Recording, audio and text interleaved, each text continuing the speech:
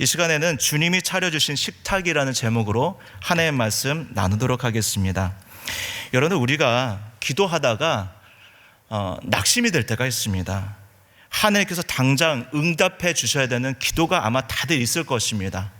인생의 진로, 학업, 건강, 여러 가지 많은 문제들이 하나님께서 들어주셨으면 하는 그런 기도의 내용들이 다 있습니다. 사실 기도하는 나는 참 급해요. 너무 급해요. 하나님께서는 분명히 그 백성의 기도를 들어주신다고 약속을 하셨습니다. 하지만 기도 응답은 없고 내 삶은, 내 상황은 전혀 달라지지 않을 때에 우리 마음이 어떻습니까? 여러분, 그때 어떤 마음이 듭니까? 참 이렇게까지 기도를 해야 되나? 내 자신에 대해서 실망할 때도 있고, 또 한심하고, 또 계속 기도하다 보면 하나님께 실망하게 됩니다. 아니, 다른 사람들의 기도는 잘만 들어주시면서 왜 내 기도는 들어주지 않는가? 그래서 여러분, 사실 이 3주간의 이 특별 새벽 기도 기간에 이 기도를 하면서도 기도하는 과정 가운데 딜레마가 있어요. 왜 내 기도를 안 들어주시는가? 그래서 기도하는 나에게 문제가 있는가? 아니면 그 기도를 들어주시는 하나님이 문제인가? 아마 여러분들 기도하다 보면 그런 딜레마에 많이 빠지게 될 것입니다. 그러나 그런 우리들의 마음은 우리만 겪는 그러한 경험입니까? 그렇지 않습니다. 하나님의 백성이라고 하면, 하나님을 믿고 기도하는 성도라고 하면 누구나 다 한 번씩은 만나게 되는 마음이라는 거예요. 그래서 시편 말씀에 보면은 무수한 사람들이 하나님께 부르짖으면서 그분의 침묵을 경험하고 주님 앞에 부르짖었다는 것입니다. 시편 44편 24절 말씀에 보니까 어찌하여 주의 얼굴을 가리시고 우리의 고난과 압제를 잊으시나이까? 라고 씁니다. 개인과 민족의 아픔과 그 고통에 대해서 아무리 기도해도 하나님은 침묵하시고 그 얼굴을 가리신다는 그 절망 속에서 수많은 하나님의 사람들은 기도하고 부르짖었다는 것입니다. 아마 여기 앉아 계신 성도님들 역시도 그러한 마음의 절망과 그러한 심정을 가지고 기도하는 분들이 계실 거예요. 그런데 사랑하는 성도 여러분, 하나님께서 우리의 인생을 다루시는 방법은요, 다 다릅니다. 여기 서 있는 저뿐만 아니라 여러분들 마찬가지예요. 한 사람 한 사람 다 똑같이 하나님께서 똑같은 방식으로, 똑같은 방법으로 다루시는 것이 아니라 각기 다르게 다루고 계시다는 것입니다. 하나님께서는 나의 영적인 상태와 그 상황을 모두 다 아시는 전지전능한 하나님이심을 믿으시기 바랍니다. 우리 상황을 다 알고 계세요. 그래서 어떤 사람은 하나님께서 기도하게 만드실 때가 있어요. 왜 그렇습니까? 아직 나에게 있는 하나님의 뜻과 목적이 있기 때문에 그렇습니다. 또 어떤 사람은 기다리게 만드실 때가 있어요. 아직 때가 아니라는 것입니다. 또 때로는 어떤 사람은 생각지 못한 고난과 아픔을 통해서 정말 기도하게 만드실 때가 있습니다. 그러나 여러분, 로마서 8장 28절 말씀에 보니까 우리가 알거니와 하나님을 사랑하는 자, 곧 그 뜻대로 부르심을 입은 자들에게는 모든 것이 합력하여 무엇을 이룬다고 약속하고 있습니까? 선을 이루신다고 약속하고 있습니다. 그러므로 우리가 기도하면서 가장 중요한 것이 무엇입니까? 하나님 믿고 기다리는 거예요. 하나님을 믿고 기다릴 때에 지금 나는 잘 모르지만 하나님께서 원하시는 방향으로, 하나님께서 원하시는 목적대로 모든 것을 합력해서 선을 이루실 줄 믿으시기 바랍니다. 여러분, 오늘 주님께서 우리도 주님을 기다리지만 누구도 우리를 기다리고 계십니까? 하나님도 우리를 기다리세요. 그래서 창세기서부터 요한계시록의 말씀을 쭉 묵상하고 읽다 보면 우리를 기다리시는 하나님을 발견할 수 있습니다. 하나님의 아들 예수님께서는 예수님의 제자들을 어떤 방식으로 다루셨습니까? 예수님의 제자들을 기다리시고 또 기다리셨습니다. 특별히 오늘 우리가 살펴보고 있는 요한복음 21장 말씀에 보면은 부활하신 예수님께서 이 제자들을 다시 만나주시는 장면을 우리가 살펴볼 수 있습니다. 1절 말씀에 보니까 그 후에 예수께서 디베라 호수에서 또 제자들에게 자기를 나타내셨으니 나타내신 일은 이러하니라 라고 했습니다. 부활하신 예수님께서 어디에서 자기 자신을 나타냈다고 얘기하고 있습니까? 디베라 호수래요. 여러분, 디베라 호수는 그 당시에 티베리우스 황제의 이름을 붙여서 그 호수의 이름을 디베랴 호수라 불렀거든요. 그런데 유대인들은 그 호수를 디베라라고 부르지 않고 무슨 호수라 불렀느냐? 같이 한번 따라해 보겠습니다. 갈릴리 바다, 갈릴리 호수라 불렀다는 거예요. 여러분, 갈릴리는 어떤 곳입니까? 우리 예수님께서 이 땅 가운데 메시아로서 그리스도서 첫 사역을 시작했던 곳이 바로 갈릴리였습니다. 예수님의 사역의 대부분은 갈릴리를 통해서 시작됐다는 거예요. 여러분, 저에게 있어서 갈릴리와 같은 곳은 바로 삼일교회입니다. 삼일교회에서 10년 동안 사역을 하면서 우리 청년들, 청장년, 우리 장년들과 함께 선교도 하고 많은 은혜를 누리고, 그러면서 갈릴리와 같은 곳이 바로 삼일교회예요. 제가 한번 보니까는요, 오늘 날짜가 제가 3년 전에 저기 대전에서 주일날 청빙 설교 이제 설교회 때 그 날과 똑같은 날이더라고요. 그래서 어쩜 이런 또 기가 막힌 우연이 있을까? 그냥 저 나름대로 의미를 부여했습니다. 오늘이 똑같이 날짜도 똑같아요.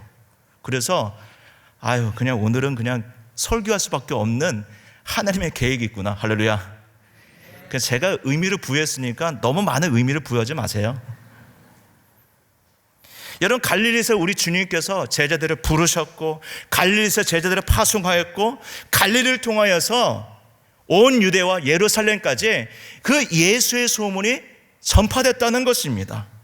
그러니까 여러분, 마태, 마가, 누가, 요한복음, 복음서의 맥락으로 보면 갈릴리는요, 초심을 의미합니다. 처음에 출발했던 곳, 처음에 시작했던 곳, 제자를 세웠던 곳, 그곳에서부터 은혜가 시작했던 곳. 사실 제자들은 예수님과 함께 사역을 같이 하면서 마지막 예루살렘에서 성공할 것을 확신했습니다. 왜냐하면 강력한 주의 말씀과 기적과 역사, 그 모든 모습을 보면서 이제 주님이시라면 정말 우리가 원하는 꿈꾸던 나라가 이루어질 거야. 내가 원하고 그토록 바라던 세상에 다가올 거야. 그러면서 예수님께 충성을 맹세했습니다. 베드로는 주는 살아계신 하나님의 아들이시오 그리스도입니다 고백을 하면서 모든 제자들이 충성을 다했다는 것입니다. 하지만 제가 여러분들에게 물어볼게요. 제자들이 어디서 무너집니까? 어디서 실패합니까? 십자가에서 무너져 버립니다. 예수님께서 누차 얘기했던 십자가 앞에서, 영광스러운 십자가를 앞에 두고 제자들은 도망을 쳤고, 베드로는 예수님을 3번이나 부인을 했습니다. 왜냐하면 십자가는 제자들이 생각하였던 그런 성공의 시나리오가 아니었기 때문에 그렇습니다. 그들이 원하는 미래도 아니었고요, 그들이 원하는 하나님의 나라도 아니었다는 거예요. 그러나 성경이 명확하게 얘기하고 있는 하나님의 구원의 방법이 무엇입니까? 십자가라는 거. 십자가. 우리 하나님께서는 십자가를 통해서 이 땅 가운데 진짜 하나님의 나라를 이루셨다는 것입니다. 여러분, 아멘이십니까? 여러분, 우리 주님께서는 제자들이 그 십자가 앞에서 다 무너질 것을 다 알고 계셨습니다. 그래서 제자들에게 그들이 예수를 배반하고 또 도망치리라는 것을 다 미리 말씀해 주셨습니다. 그래서 마가복음 14장 28절 말씀에 뭐라고 얘기하십니까? 한번 같이 읽어보겠습니다. 시작. 그러나 내가 살아난 후에 너희보다 먼저 갈릴리로 가리라. 어디로 먼저 가신대요? 갈릴리로 가시겠다라고 약속하셨습니다. 아마 제자들은 예수님의 이 말씀을 들으면서 반신반의했을 거예요. 아니, 아무 일도 안 일어났는데 왜 먼저 갈릴리로 가신다지? 아니, 다시 살아난다는 그 얘기는 뭐지? 믿겨지지 않는 그런 미래를 보면서 그들은 의구심을 떨치지 못했다는 것입니다. 사랑하는 성도 여러분, 하나님께서 이 땅 가운데 하시는 역사는요, 우리가 머리로 이해할 수 없는 역사예요. 여러분, 개인의 인생과 가정, 우리 교회 안에 이루어지는 일들을 보세요. 머리로 이해가 되세요? 납득이 가십니까? 하나님께서 이루시는 역사는 믿어야 이해가 되는 역사임을 믿으시기 바랍니다. 하나님을 믿어야 내 인생 가운데 이런 일들이 벌어졌구나. 하나님을 믿어야만 그리스도의 몸된 교회 가운데 이루어지는 일들이 차츰차츰 안개가 걷히는 것처럼 이해가 되고 그때서부터 하나님의 손길을 우리가 보게 된다는 것입니다. 사실 여러분, 우리가 3년 동안 코로나라는 이러한 팬데믹 상황에 오리라고 생각했습니까? 많은 사람들은 엉뚱한 얘기를 했어요. 뭐 종말이다, 교회가 망할 것이다. 근데 여러분, 우리는 알잖아요. 하나님을 믿고 보니까 어쨌든 이러한 코로나 상황 가운데 하나님께서 교회를 향한, 성도를 향한 하나님의 깊으신 뜻과 은혜가 있지 않습니까? 여러분, 하나님께서 하신 역사는 믿어야 이해가 됩니다. 여러분, 하나님 믿으시기 바랍니다. 여러분, 오늘 이 말씀을 보면은 제자들은 예수님을 믿지를 못하니까, 그 부분에 믿지를 못하니까 어두워 보였어. 잘 모르겠는 거예요. 그런데 오늘 이 요한복음 21장 말씀은요, 그때에 하셨던 그 약속이 실현되어 있는 것입니다. 지금 오늘 이 말씀의 무대는 어디서 지금 펼쳐지고 있습니까? 디베라 호수, 갈릴리에서 모든 일들이 벌어지고 있는 거예요. 근데 제가 한번 물어볼게요, 여러분. 왜 하필 그 많은 동네 가운데 왜 갈릴리인가 하는 거예요? 왜 갈릴리? 왜 갈릴리에 먼저 주님께서 가시겠다라고, 먼저 가겠다라고 약속을 하셨을까요? 물론 저만 궁금해서 그런지 모르겠지만은 제가 이 말씀 보면서 궁금했어요. 왜 하필 갈릴리인가? 많은 장소가 있잖아요. 여러분, 갈릴리는 제자들에게 아까 제가 서두에 얘기했지만은 무엇을 상징하는 장소입니까? 초심을 상징하는 장소예요. 초심을 상징하는 장소. 사실은 여러분, 이 제자들이 갈릴리에 왔을 때만 해도 그들은 예수님께 향한 미안한 마음이 있었습니다. 왜요? 예수님을 배신하고 도망쳤잖아요. 실패했잖아요. 그러나 여러분, 실패를 딛고 다시 시작하는 장소로 예수님께서는 어디를 선정하신 거예요? 갈릴리를 다시 선정하신 거예요. 마음이 무너지고 실패한 제자들을 다시 회복시키고자, 얘들아, 내가 살아나고 난 다음에 다시 어디서 만나자? 갈릴리에서 만나자 약속하시고 다시 만나 주셨다는 것입니다. 사랑 성도 여러분, 은혜의 자리, 말씀의 자리, 기도의 자리는 여러분 떠나지 마셔야 됩니다. 우리가 3년 동안 이 코로나라는 이 상황 속에서 은혜의 자리, 말씀의 자리, 기도의 자리를 오랫동안 떠나 있었습니다. 여러분들이 이 TV를 통해서, 인터넷을 통해서 예배를 드리면서 얼마나 갑갑한 마음을 가지고 있었습니까? 다시 이 자리에 나와서 예배를 드리면서 하나님께 주신 그 초심을 발견하지 않았습니까? 그러니까 어떻게 보면 이 코로나라는 이 상황은요, 다시금 우리로 하여금 초심으로 돌아가게 만드는 하나님께서 주신 갈릴리의 상황임을 믿으시기 바랍니다. 여러분, 오늘 2절 말씀에 보면은 갈릴리로 돌아갔던 제자들의 명단이 공개가 되고 있습니다. 그 첫 번째 이름이 무엇입니까? 시몬 베드로예요. 예수님을 위해서 충성을 맹세했지만 주님을 3번이나 부인했던 시몬 베드로의 이름이 제일 첫 번째로 등장하게 되고요. 두 번째 이름이 누굽니까? 도마예요. 도마는 요한복음 20장 말씀에 보니까 다른 제자들이 부활하신 예수님을 만났을 때 그 사람만 없었죠. 부활하신 예수님에 대한 소식을 전했을 때 이 도마가 어떻게 반응했습니까? 아, 나는 모르겠어. 난 믿지 못하겠어. 주님의 그 손과 발에, 그리고 주님의 옆구리에 손을 집어넣지 않으면 내가 믿지 못하겠어. 근데 그랬던 이 도마 얘기를 주님은 다 알고 계시고 나중에 도마를 만나 주시잖아요. 그리고 난 다음에 도마가 바짝 엎드려서 주님은 그리스도십니다, 하나님이십니다 고백하지 않습니까? 세 번째 인물은 누굽니까? 나다나엘이에요. 나다나엘은 요한복음 1장 말씀을 보니까 우리 예수님께서 칭찬했던 사람이에요. 이는 참 이스라엘 사람이다, 그 속에 간사한 것이 없다고 칭찬했던 사람이고요. 그리고 네 번째 인물들이 누굽니까? 세베대의 아들들 야고보와 요한입니다. 마지막 무명의 제자 2명이 있는데 총 합치면 몇 명의 제자가 등장합니까? 7명의 제자들이 등장을 하게 되죠. 7명의 제자들이 예수님께서 약속하셨던 것처럼 갈릴리로 갔지만 생각해 보세요. 주님이 없어요. 예수님이 없는 상황 가운데 제자로서 딱히 갈릴리로 갔지만 할 일이 있었을까 없었을까요? 뭐 딱히 없는 거예요. 뭘 해야 될지도 모르는 거고요. 마냥 있기에도 좀 그렇고 또 먹고 사는 문제도 있고 생계 문제도 있어가지고 오늘 3절 말씀에 보니까 시몬 베드로가 이런 얘기를 합니다. 먼저 나서서 이런 얘기를 해요. 나는 물고기 잡으러 가야 되겠다. 이렇게 있다가 굶어 죽게 생겨서 그러면서 난 물고기 잡으러 가겠다 하니까는 다른 제자들도 나도 그러면서 함께 배를 타고 고기를 잡는 거예요. 아무래도 전직 어부다 보니까 고기를 잡는 건 익숙한 모습이긴 하지만 저는 이 말씀을 묵상하면서 제자들의 모습이 참 낯설게 느껴졌습니다. 왜냐하면 물론 제자들이 어부였긴 맞지만 그동안 3년 동안 이 제자들은 뭘 했습니까? 예수님과 함께 공생애를 같이 살면서 과거에는 고기를 낚는 어부였지만 3년 동안 무엇을 낚는 어부의 사명을 감당했습니까? 사람 낚는 어부의 삶을 살아갔잖아요. 주님의 제자로서 사도로서의 삶을 살았잖아요. 그런데 당장 예수님의 십자가에 달려 돌아가시고 부활했다고 해서 그들은 제자로서의 삶을 산 것이 아니라 다시 옛날 모습 그대로 그물을 던지면서 고기를 잡고 있었다라는 것입니다. 그런데 오늘 말씀을 보니까 고기가 잡혔습니까? 3절 중간 말씀에 보니까 그날 밤에 아무것도 뭐 하지 아니었다라고요? 잡지를 못했대요. 밤새 허탕만 쳤다는 것입니다.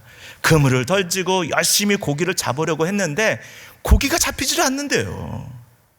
근데 여러분 중요한 것은 이 모든 광경들을 누가 지켜보고 계셨습니까? 우리 예수님께서 저 멀리서 우두커니 지켜보고 있었다는 것입니다.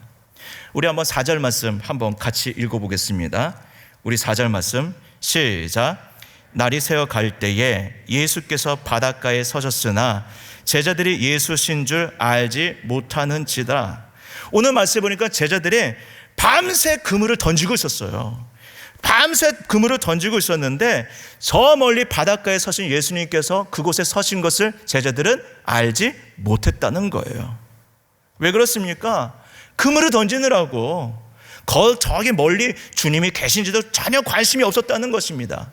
그냥 눈앞에 있는 먹고 사는 그 문제, 그 현실 앞에서 살아계신 하나님의 아들 예수, 부활하신 주님은 안중에서 없었다는 것입니다. 사실 여러분 이 모습이 누구의 모습이에요? 오늘 우리의 모습 아니에요?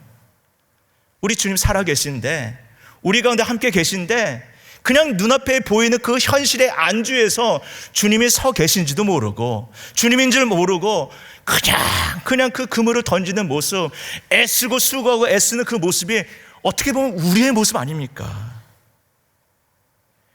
그런데 여러분 바닷가에 서서 물끄러미 바라보시는 우리 주님은 십자가에 달리기 전이나 그리고 부활하신 후나 우리 주님은 누구만 바라보고 계셨습니까? 그 제자들에게 그 시선을 항상 고정하셨다는 것입니다. 제자들을 바라보시고 있었다는 거예요. 여러분 우리 하나님의 시선은 항상 누구를 향하고 있습니까? 그리스도의 몸된 교회와 여러분들을 향하고 있습니다. 내가 그물질을 던지든 내가 어떻게 하든 상관없이 아버지 하나님께서는 항상 여러분들을 향하고 있음을 믿으시기 바랍니다. 여러분 사도행전 1장 3절 말씀에 보니까 이런 말씀이 있어요. 우리 한번 같이 읽어보겠습니다. 시작. 그가 고난 받으신 후에 또한 그들에게 확실한 많은 증거로 친히 살아계심을 나타내사 40일 동안 그들에게 보이시며 하느님 나라의 일을 말씀하시니라. 십자가에 달려 돌아가시고 부활하신 예수님께서는 바로 당장에 나 부활했다 하고 당장 하늘로 올라가도 이상한 일이 아니었습니다. 하나님 보좌 우편에 앉아 계셔도 상관이 없었어요.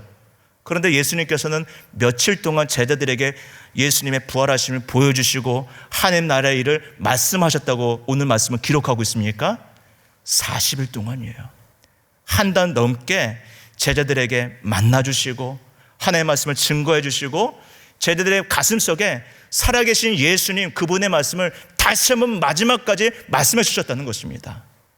여러분 이게 우리에게 뭘 얘기하고 있는 것입니까? 우리 주님의 시선은 항상 그리스도의 몸된 교회와 성도를 향하고 있다는 거예요.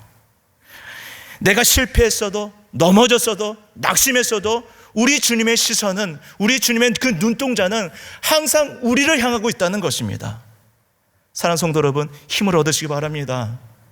그리고 우리 주님의 시선은 여러분을 외면하지 않고 있습니다. 항상 여러분의 가정과 여러분의 인생을 바라보고 계십니다. 여러분, 바닷가에 서 계신 예수님께서는 저 멀리 있는 제자들을 향해서 이렇게 질문을 던집니다. 얘들아, 너에게 고기가 있느냐? 마치 고깃집에 가서 여기 고기 쌩쌩한 거 있어? 이렇게 물어보는 것 같아요. 좀 제가 배고파서 이렇게 얘기하는 건데, 근데 여러분, 오늘 이 짧은 이 질문이 우리가 생각해 볼 내용들이 많이 있습니다. 제자들을 향해서 예수께서는 뭐라고 부르십니까? 얘들아요, 얘들아. 얘들아. 헬라 본문을 보니까 이 단어가요, 파이디온입니다. 파이디온. 여러분, 여름 성교학교 사역을 하신 분들은 파이디온 성교라고 많이 들어봤을 거예요. 근데 파이디온이라는 이 단어가 무엇을 뜻하느냐? 어린아이를 뜻합니다. 어린아이. 근데 여러분, 이 제자들은 다 큰 성인 아닙니까? 근데 그런 다 큰 성인을 향해서 얘들아, 어린아이들아, 좀 적합하지 않은 호칭을 부르고 있어요. 그러면서 이 제자들을 향해서 무엇을 확인합니까? 아니, 고기가 있느냐라는 거. 고기가 있느냐, 고기 좀 잡았느냐. 여러분, 우리가 이제 한글 성경으로 보다 보면 이게 구체적으로 어떤 내용인지 정황을 살펴볼 수 없는 부분들도 있는데, 보통 성경에서 물고기 하면은 이 헬라어로 익스투스입니다. 익스투스. 그런데 오늘 본문에서 예수님께서 너희에게 고기가 있느냐라고, 이 단어는요, 이 성경에서 여기밖에 없어요. 단 한 번 나와요. 프로스파기온이라는 단어입니다. 이게 뭐냐? 유대인들이 빵과 함께 먹는 삶은 물고기를 지칭할 때의 프로스파기온이에요. 식탁에 있는 맛있는 진미 물고기를 가리켜서 프로스파기온이랍니다. 그러니까 여러분, 종합해 보면 주님의 눈에 비춰진 이 제자들의 모습은 영락없이 영적으로 무슨 모습이었습니까? 장성한 성인의 모습이 아니라 어린아이였다는 것입니다. 어린아이. 주님 없이 자신의 힘으로 어떻게든 그 인생을 살려고 헛수고하고 있는 이 제자들의 모습, 영락없이 영적인 이 어린아이 같은 그들을 향해서 얘들아, 아유 어린아이들아, 너희 좀 어떻게 고기는 잡기는 했니? 너 참 애쓰고 있구나. 너무 애쓰고 있구나. 너무 힘들게 살아가고 있구나. 이렇게 질문을 던지고 있는 거예요. 여러분, 어떻습니까? 주님 없이 너무 수고하고 있지 않아요? 주님 없이 가정의 삶 속에서, 여러분 직장 생활 속에서 주님 없이 내 힘으로 어떻게든 발버둥치면서 너무 힘들게 살고 있지 않습니까? 우리 주님께서는 여러분을 향해서 이렇게 질문해요. 얘들아, 너희에게 고기가 있긴 하니? 너무 애쓰고 있진 않니? 근데 제자들은 이렇게 외치는 이 분이 예수님인지도 알지 못하고 뭐라고 또 대답합니까? 없어요. 그래요. 없어요. 아무것도 없어요. 그래요. 없다고. 근데 여러분, 제가 여러분들께 물어볼게요. 밤새 허탕을 치며 그물을 던지던 제자들은 결국 만선의 기쁨으로 육지에 오르게 됩니다.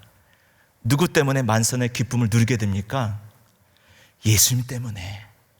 예수님으로 말미암아서 놀라운 기쁨을 누리게 된다는 것입니다. 할렐루야. 우리 한번 6절 말씀 한번 같이 읽어보겠습니다. 6절 말씀 시작. 이르시되 그물을 배 오른편에 던지라, 그리하면 잡으리라 하시니 이에 던졌더니 물고기가 많아 그물을 들 수 없더라. 오늘 여러분의 인생 가운데 예수 그리스도로 말미암아 예수님을 통해서 그 놀라운 만선의 기쁨이 이루어지길 소망합니다. 나의 인생의 모든 일들은 예수 그리스도로 말미암아 예수를 통과하면 진정한 기쁨을 회복할 수 있다는 거예요. 그러니까 여러분, 그제서야 비로소 제자들 가운데 한 명이, 사랑하는 제자가 예수님을 알아봤어요. 그리고 뭐라고 고백합니까? 주님이시다. 주님이야. 그러니까 곁에 있던 베드로가요, 긴가 민가 하다가 주님이라는 말을 듣자마자 어떻게 반응합니까?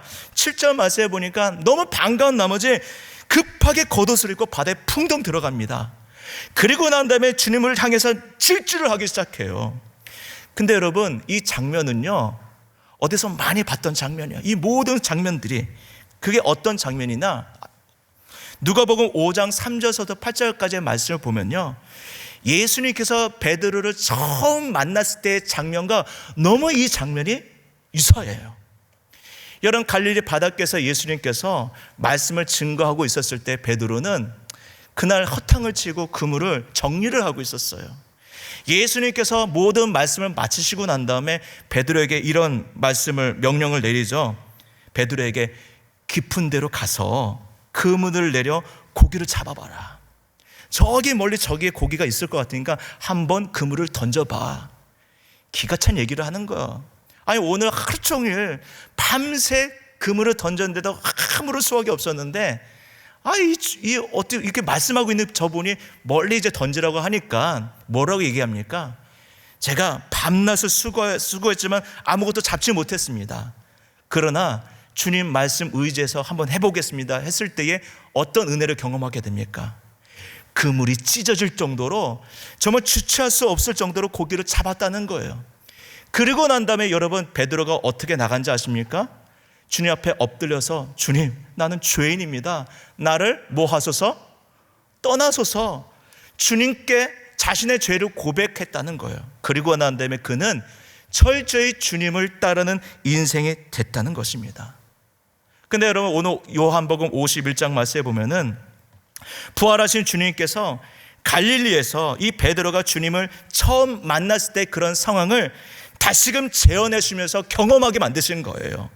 사실 베드로뿐만 아니라 거기에 함께했던 제자들의 입장에서도 지금 이 모든 상황들이 무엇을 떠올리게 만들었을까요?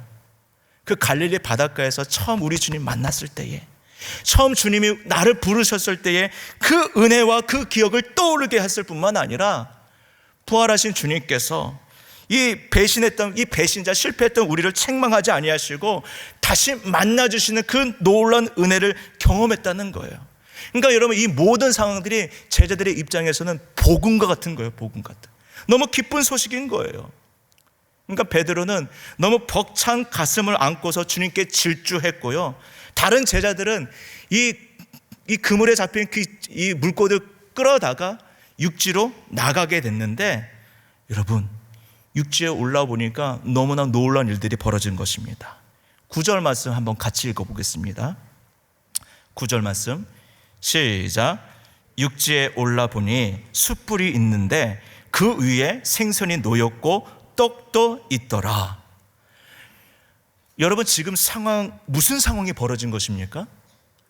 제자들이 밤새 고기를 잡으려고 했지만 아무것도 잡지 못하다가 만선의 기쁨을 가지고 육지에 올라왔더니만 누가 아침 준비를 다 하신 거예요? 우리 주님께서 제자들을 위해서 친히 아침을 다 준비하신 거예요. 숯불, 그 위에 생선이 얹어져 있고 떡도 다 있는 거예요. 밤새 애쓰고 수고했을 이 제자들을 위해서 허기진 가슴을 안고 수고했을 이 제자들을 생각하시고 선수 누가? 부활하신 우리 주님께서 제자들을 위해서 아침 조반을 준비하셨다는 것입니다. 그러면서 제자들이 오자마자 예수님께서 야야야, 그 방금 생선 잡아왔지? 그거 가져와. 그러면서 직접 숯불을 굽고 있는 거예요. 지글지글 하면서. 그러면서 제자들에게 뭐라고 얘기합니까? 12절 말씀이니까 얘들아 앉아. 수고했어. 아침 먹어. 근데 제자들이 앉아서 고기 숫자를 세보니까 몇 마리? 153마리. 그러니까 제자들은 부활하신 주님을 통해서 기적을 경험했을 뿐만 아니라 부활하신 주님께서 차려주신 아침을 먹게 됐습니다. 그러면서 13절 말씀해 보니까 예수께서 가셔서 떡을 가져다가 그들에게 주시고 생선도 그와 같이 하시니라. 그러니까 제자들은 많이 배고팠지? 아유 그래 수고했다 그러면서 직접 예수님께서 또 지글지글 성성 굽고 이렇게 주시고 뼈도 발라주시고 떡도 주시고 그러면서 풍성한 아침 식탁을 마련해 주셨다는 것입니다. 저는요 이 장면을 보면서 너무 많은 은혜를 받았어요. 왜냐하면 제자들이 그 하루 종일 밤새 수고했던 그들을 향해서 이 아침을 챙겨주시는 모습이 꼭 누구와 같습니까? 우리 어머님들 같은 거예요. 매일 아침마다 학교 가고 직장 생활 바쁜 그들 향해서 얘야 많이 수고했지? 힘들지? 아침 먹어. 많이 먹어. 왜 밥 안 먹어? 그랬던 그 어머니의 모습 같지 않습니까? 그래 너 학교 다니느라 회사 다니느라 힘들었지? 어려웠지? 가정살림하느라 힘들었지? 자식 키우느라 힘들었지? 어떻게든 먹고 사느라 힘들었지? 아침 먹어. 이 장면이요, 어떻게 보면 우리에게 너무나 많은 의미를 담고 있습니다. 여러분, 유대인들에게 밥을 함께 먹는다는 것은 언약적인 의미를 담고 있습니다. 여러분, 밥은 아무나 먹지 않습니다. 지나가다가 우리 같이 밥 먹어요, 그런 사람 아무도 없어요. 그렇죠? 밥은 누구랑 같이 먹습니까? 밥은 가족들과 함께 먹어요. 밥은 누구와 함께 먹습니까? 친한 친구들과 먹어요. 밥은 믿음의 성도들과 함께 먹습니다. 그래서 여러분, 우리는 밥을 함께 먹는 사람을 가리켜서 뭐라고 부릅니까? 식구라고 그러잖아요. 식구. 여러분, 또 밥은요, 교제의 의미를 담고 있습니다. 여러분, 서먹서먹한 관계도요, 밥 한 끼 잘 먹으면요, 그때서부터 관계는 회복이 되어지고 새로운 관계가 형성이 됩니다. 그래서 별로 친하지도 않은데 우리 인사처럼 뭐라고 얘기를 해요? 우리 언제 한번 문장을 완성해 주세요. 우리 한번 밥 한번 먹어요. 물론 그게 진짜인지는 모르겠지만은 어쨌든 밥 한 끼에 목숨을 거는 민족이 우리나라 사람이에요. 우리 밥 한 끼 먹어요. 우리 목사님도 얘기하잖아요. 자매님, 우리 한번 밥 한 끼 먹어요. 밥 한번 먹어보세요. 그럼 진짜 그 목사님과 친해집니다. 원수 갖고 서운한 사람들도 우리 한번 밥 한번 먹어요. 그러면 밥 한번 먹는 것만으로도 다음 주가 틀려지고 그 사람과의 관계가 새로워진다는 것입니다. 그러니까 여러분, 오늘 이 말씀에는 누가 밥상을 차려서 밥을 같이 먹고 있습니까? 부활하신 예수님께서 직접 밥을 차려서 함께 제자들과 우걱우걱 하면서 같이 먹고 있다는 거예요.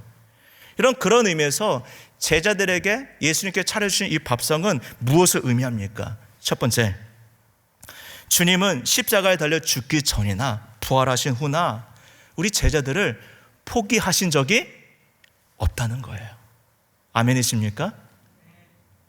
주님이 포기하지 않는 한 주님과의 이 사랑의 관계, 이 관계는 절대 끊어지지 않는다는 걸 뭐가 보여주는 거예요? 주님의 이 식탁이 우리에게 증명하고 있다는 것입니다.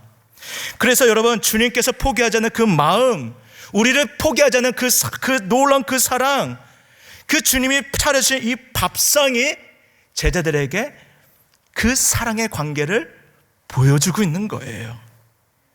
그러니까 여러분, 주님께서 먼저 손 내밀어 제자들을 끌어안으시고 잡아주시고 자격 없는 그 자들의 손을 붙들어 주셔서 은혜의 자리로 제자들을 초대하고 있다는 것입니다. 우리 주님 지금도 마찬가지예요. 우리 주님께서 먼저 은혜의 밥상을 차려주시고 여러분들 초대하고 있습니다. 여러분들 손을 붙잡아서 은혜 자리를 이끌어 주심을 믿으시기 바랍니다. 여러분, 주님이 차려주신 아침 식사를 제자들이 먹으면서 어떤 생각을 했을까요? 직접 구워주신 생선을 먹으면서 또 빵을 먹으면서 지난 3년 동안 주님과 함께했던 그 시간들을 주마등처럼 기억하며 생각했을 거예요. 또 주님을 처음 만났을 때 그 부르심의 감격과 그 은혜, 또 수많은 사람들 속에서 주님의 말씀을 들으며 정말 은혜 받았던 그 기억, 또 많은 사람들이 주님께 와서 정말 죽을 똥 살똥하다가 예수의 말씀을 듣고 그분의 손길을 통해서 죽었던 자들이 살아나고 주님을 통해서 완전케 되어진 그 놀라운 모습들을 보면서 희열을 느끼고 또 주님으로부터 파송받아가지고 주의 말씀을 증거하고 그 은혜를 누리면서 주님께 돌아서 간증하고 주님과 함께 밥을 먹었던 그 기억들을 떠올렸을 거예요. 또 보리떡 5개와 물고기 2마리로 5,000명을 먹이신 그 주님의 은혜를 기억하고 또 마지막에 주님이 십자가에 달려 돌아가시 그 전날 밤 마지막 만찬 때에 포도주와 잔을 나누면서 이것은 내 살이다, 이것은 내 피다, 주님의 죽으심을 기념하며 마지막 식사를 나눴던 그 장면들을 다 떠올리며 그들은 정말 눈물을 흘리고 회복되었을 것입니다. 여러분, 아픈 상처, 힘들었던 그런 생각들 우리 주님께서는 회복시켜 주신 줄 믿으시기 바랍니다. 여러분, 우리에게 있어서 그런 아팠던 기억들은요, 우리가 어떻게 회복하려고도 안 돼요. 요즘 TV 프로그램을 보니까요, 애들도 그렇고 성인들도 그렇고 부부들도 그렇고 어떤 부부 솔루션 문제가 생길 때마다 오은영 박사 부르시더라고요. 근데 여러분, 오은영 박사 불러봤자 우리의 마음의 근본적인 문제는 해결할 수 없어요. 그분이 그 보시면서 저러면 안 돼요 그래도 우리는 변화가 없어요.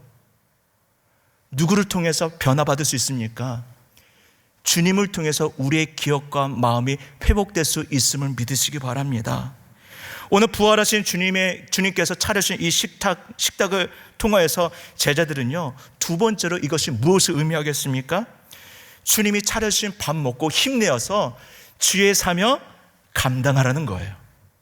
힘내서 그 사명 감당하라는 것입니다. 여러분, 오늘 제가 다 읽지는 않았지만 우리 주님께서 조반 다 먹고 난 다음에 오늘 15절서부터 18절까지의 말씀은 예수님께서 베드로와 대화를 나누는 그런 장면이 등장하게 됩니다. 조반을 다 먹고 난 다음에 배부른 이 베드로에게 세 번이나 똑같은 질문 던져요. 요한의 아들 시몬아, 네가 이 사람들보다 나를 더 사랑하니? 아마 이 얘기를 들었을 때 베드로가 밥이 얹혔을는지도 몰라요. 근데 그 얘기를 듣고 베드로가 뭐라고 대답합니까? 주님, 내가 주님을 얼마나 사랑하는지 주님 아시잖아요. 그러다 주님께서 뭐라고 명령하십니까? 내 어린 양을 먹여라. 근데 또 물어보시잖아요. 야, 네가 나를 정말 사랑하니? 그럴 때도 또 똑같이 얘기하잖아요. 아, 주님 왜 그러세요? 제가 정말 주님 사랑한 거 주님이 아시잖아요. 마지막으로 세 번째 물으시잖아요. 네가 정말 나를 사랑하니? 그러니까 똑같은 대답을 하게 됩니다. 여러분, 예수님께서는 계속해서 이 배부른 베드로에게 뭘 확인합니까? 주님에 대한 사랑을 확인하세요. 그러면서 그때마다 내 어린 양을 먹여라, 내 양을 치라, 내 양을 먹이라 명령하십니다. 근데 여러분, 이 명령은 베드로에게만 하는 말씀이었을까요? 그 자리에 함께 있었던 제자들에게 하신 말씀이에요. 또 오늘 이 말씀을 우리가 묵상하고 있는 우리에게 향한 말씀이라는 것입니다. 여러분, 주님께서 풍성한 밥상을 차려서 제자들을 먹이신 이유가 있어요. 그게 뭐냐면 예수님께서 이 제자들을 풍성하게 먹였던 것처럼 너희 제자들도 똑같이 주의 어린 양, 성도들을 먹이라는 거예요. 먹이라는 거예요. 여러분, 오늘 이 성경 말씀에는 내 어린 양, 내 양, 내 양 하지만 원문을 보면 그 양은 다 틀립니다. 첫 번째로 내 어린 양을 먹이라 했을 때의 이 단어가 헬라어로 알리온이에요. 알리온.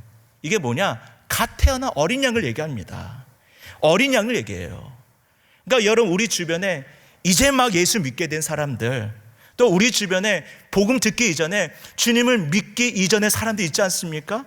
우리 주님께서는 내 어린 양을 먹이라 명령하시고, 두 번째로 내 양을 치라고 했을 때에는 이게 헬라어로 프로바티온이에요. 몸집만 컸지 아직 미성숙한 양을 얘기합니다. 아직 믿음 연약한 성도들이 많이 있지 않습니까? 그들을 치라는 거예요. 마지막으로 내 양을 치라라고 했을 때에는요, 이것은 프로바톤이라고 가지고 장성한 양을 얘기합니다. 이제 더 이상 뭐 크지 않는 큰 양을 얘기하는 거예요. 그러니까 오늘 주님께서는 제자들에게, 베드로에게 주님의 양인 성도를 맡기시면서 이 말씀으로 먹이고 목양하고 양육할 것을 명령하고 있다는 것입니다. 여러분, 그리스도의 몸된 교회의 사명이 무엇인지 아십니까? 주님께서 여러분들에게 주신 사명이 뭐예요? 복음을 전하며 말씀으로 먹이는 거예요. 목양하고 양육할 것을 우리 주님께서는 그리스도의 몸된 교회와 성도님들에게 명령하고 있다는 것입니다. 여러분, 성도는요, 알아서 잘 크지 않습니다. 세상에 알아서 크는 양은 하나도 없어요. 하나도 없어요. 여러분, 잘 들으세요. 우리 성도님들은요, 손을 많이 타셔야 됩니다. 손을 많이 타셔야 돼요. 주님의 손을 많이 타셔야 됩니다. 기도의 손, 말씀의 손, 손을 많이 타야 그때서부터 자라나고 성장하는 거예요. 교회도 마찬가지입니다. 교회도 주님의 손길, 말씀의 손길, 기도의 손길이 많이 타야 장성한 분량에 이르러서 주의 사명 감당하는 거예요.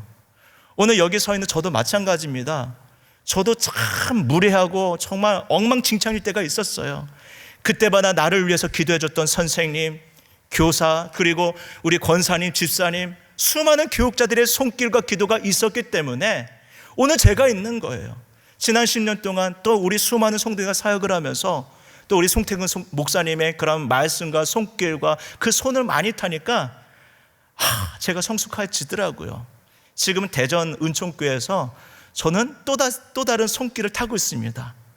우리 어르신들 또 우리 많은 우리 집사님 권사님들의 손길을 통해서 목회자로서 또 목회자로서 우리 성도들을 자꾸 기도하게 만들고 말씀을 증거하면서 자꾸 손이 가게 되게 하고 있습니다.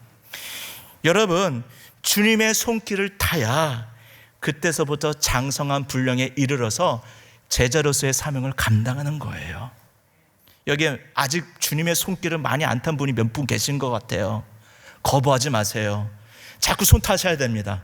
아멘이십니까? 믿음의 손길, 기도의 손길, 자꾸 주님의 손길에 가야 그때서부터 나된 모습이 아니라 주님께서 원하시는 모습으로 변화되어지는 것입니다. 여러분, 오늘 말씀을 마무리하도록 하겠습니다. 여러분, 이제 7, 8월 달 이제 해외 국내 선교가 시작이 됩니다. 여러분, 교회를 돕고 또 복음을 전하는 일, 우리 주님께서 정말 기뻐하시는 일이에요. 저는 이제 대전에서 내려가서 지역교회를 섬기다 보니까 정말 많은 생각을 갖게 되었습니다. 그래도 사람들이 있던 없던 그 자리에서 기도하는 권사님, 열심히 수고하는 우리 집사님들 얼마나 귀한지 몰라요. 얼마나 귀한지 몰라요. 사람 있던 없던 기도의 자리, 말씀의 자리에 있는 그 자리만큼 얼마나 감사한지 몰라요. 근데 여러분들이 그런 마음을 가졌으면 좋겠어요.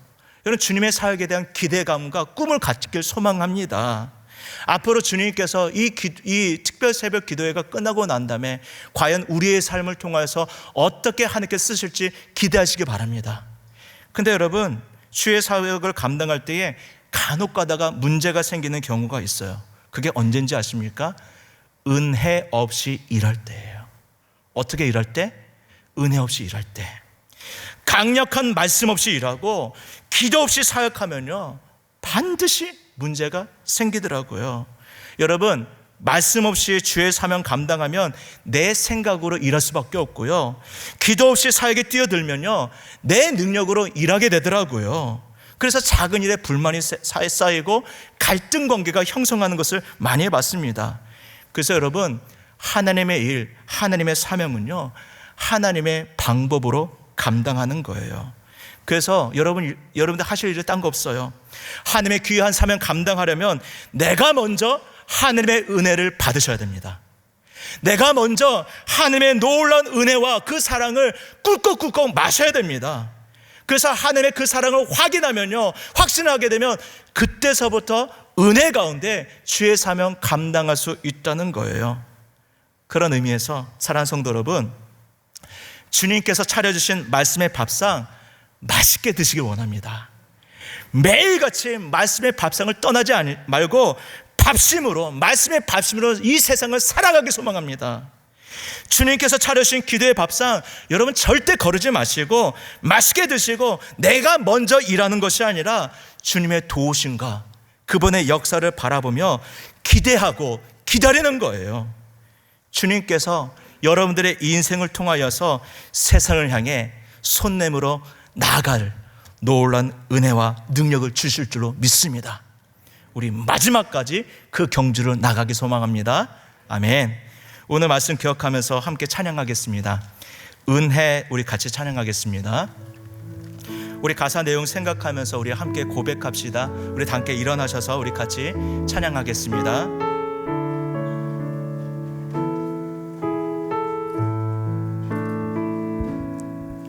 내가 누려왔던 모든 것들이, 내가 지나왔던 모든 시간이, 내가 걸어왔던 모든 순간이 당연한 것 아니라 은혜였소. 아침 해가 뜨고 저녁에 노을, 봄의 풋향기와 가을의 열매, 변하는 계절의 모든 순간이 것 아니라 은혜. 우리 함께 고백합시다. 모든 것이 은혜, 모든 것이 은혜,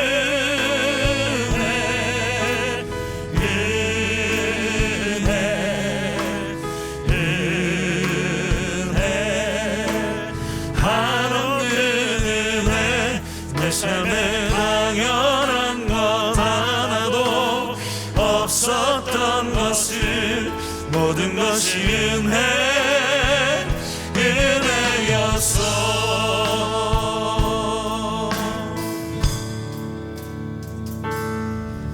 내가 이 땅에 태어나 사는 것, 어린아이 시절과 지금까지 숨을 쉬며 살며 꿈을 꾸는 삶, 당연한 것 아니라 은혜였어. 내가 하나님의 자녀로 살며 오늘 찬양하고 예배하는 삶, 복음을 전할 수 있는 축복이 당연한 것 아니라 은혜였어. 모든 것이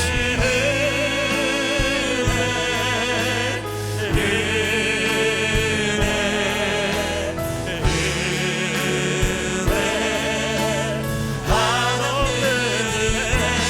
내 삶에 당연한 것 하나도 없었던 것을 모든 것이 은혜였어. 모든 것이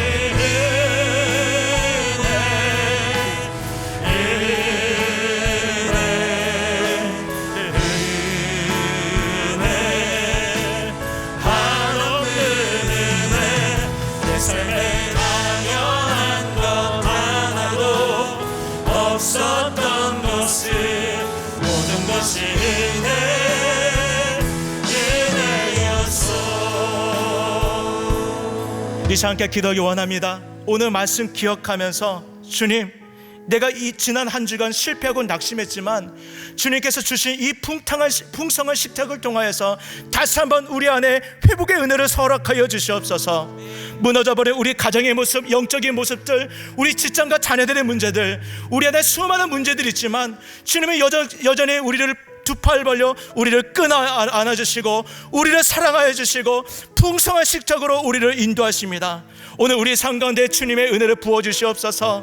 이 풍성한 말씀의 식탁, 그리고 기도의 식탁을 통하여서 다시 한번 주님의 사랑을 확인하고 믿음 가운데 그 사명자의 삶을 살아갈 수 있도록 놀라운 은혜를 허락하여 주시옵소서. 이제 7, 8월달 이 두 달 동안의 이 여정을 통하여서 나는 사라지게 도와주시고 오직 주의 영광만이 드러나게 도와주시옵소서. 우리 한번 주여 크게 부르짖고 기도하며 나도록 하겠습니다. 주여, 사랑을 충만하시오.